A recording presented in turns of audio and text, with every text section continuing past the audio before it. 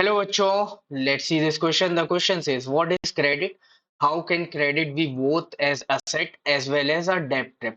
Credit क्या है और क्रेडिट कैसे असेट और डेब्ट ट्रैप दोनों हो सकते हैं, इसके हमें आर्ग्यूमेंट देने हैं.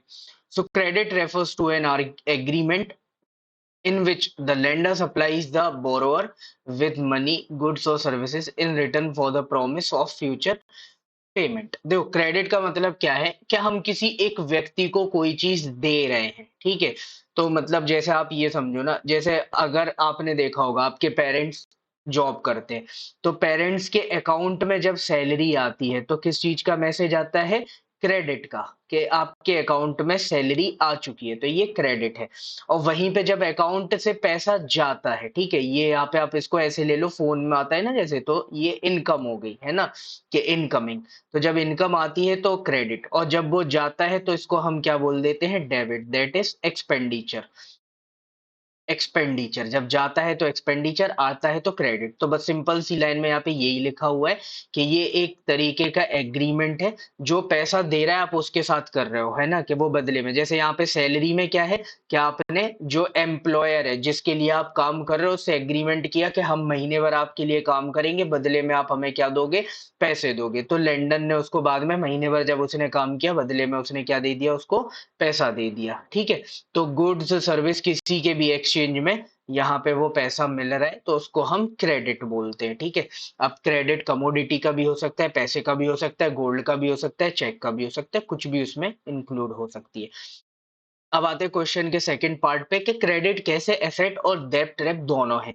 देखो, अगर आपने क्राइसिस के टाइम पे कोई क्रेडिट लिया है, ठीक है, अगर आपने क्राइसिस के टाइम पे कोई क्रेडिट लिया है, अपने बिजनेस को बढ़ाने के लिए लिया है या फिर अपनी इनकम को इंक्रीज करने के लिए, और उसको आपने टाइम से पे कर दिया, तो फिर वो आपके लिए एसेट हो सकता है. जैसे अभी कोविड आया, तो कोविड में किसी का बिजनेस बंद हो रहा था, उसने बैंक से लोन लिया अपने बिजनेस को बचाने के लिए, और फिर उस पैसे का सही तरीके से इस्तेमाल करके उसने उस पैसे से और ग्रोथ की और बाद में वो लोन टाइम पे चुका दिया, तो वो क्रेडिट क्या हो गया उसके लिए?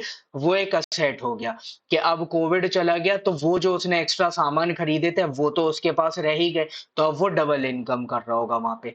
अब क्रेडिट लेकिन आपके लिए डेब्ट पेमेंट का भी कारण बन सकता है या डेब्ट ट्रैप का भी कारण बन सकता है. कैसे? तो जैसे अगर आपने क्रेडिट लिया, मान के चलो आपने किसी एक मनी लेंडर से पैसा लिया और बहुत हाई इंटरेस्ट रेट पर पैसा लिया, किसी किसान ने लिया, और उसने बोला जैसे ही हमारी फसल अच्छी होगी हम इसको लौटा देंगे. एकदम से बारिश ज्यादा आ गई, बाढ़ आ गई या सूखा पड़ गया, उस वजह से अब उसकी फसल नहीं हो पाई, तो अब आप प्रिंसिपल अमाउंट भी नहीं लौटा पा रहे हो और इंटरेस्ट भी नहीं लौटा पा रहे हो. उसको लौटाने के लिए आप फिर से लोन लोगे ताकि आप उसको चुका सको, कि और आप ये सोच रहे हो कि अगला जो सीजन आएगा उसमें हम बेटर क्रॉप कर सकते हैं, लेकिन फिर किसी कारण बस क्रॉप फेलियर हो गया, तो अब आप ऐसे कर्ज में फंसते ही चले जा रहे हो, वो पैसा आप लौटा ही नहीं पा रहे हो. तो यहाँ पे क्रेडिट क्या हो गया आपके लिए? लायबिलिटी बन गया, कि अब आप उसको अच्छे काम के लिए लगाना चाह रहे थे लेकिन अब वो आपके लिए बोझ बन गया, लायबिलिटी बन गया, और उसने आपको एक डेट ट्रैप में फंसा दिया कि अब आपके ऊपर कर्ज ही कर्ज होता जा रहा है. So this will be your final answer. This is the definition of credit. And this part says why credit is an asset, and this part answers why credit leads to you into debt trap. So, hope you understood it well. Best of luck. Thank you.